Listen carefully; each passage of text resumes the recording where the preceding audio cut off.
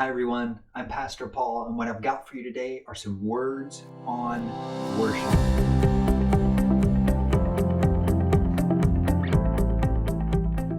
God's people have always put theology to music. God's people have always taken what we know about God and put it into song.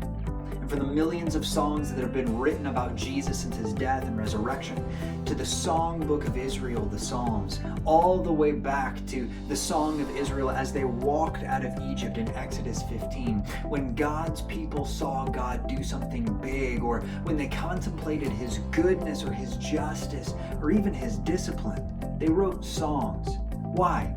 Because songs are memorable, they're catchy. Sometimes when we get a song stuck in our head, we'll sing it all day long. And when we put what we know about God to music, it can help reinforce our theology. Songs and music are a powerful tool that God uses to teach us and to lift us up, to remind us of his grace when we're having a rough time, to remind us of his promises when we feel lost, to remind us of his mercy when we feel ashamed.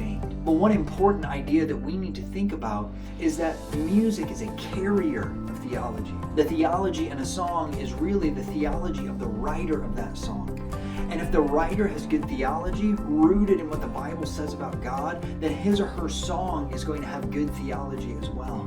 But if the writer's theology is a little bit off, that's going to be reflected in the song too. We can't just assume that every song that we hear that talks about God is actually saying true things about him. In fact, at least a few big name groups that professionally produce worship music have been criticized because of their leaders' theology. So what do? We don't want to sing things that aren't true about God, but we want to praise him with song and use this awesome tool of music to help us remember him. I have three things for you. First, study the Bible.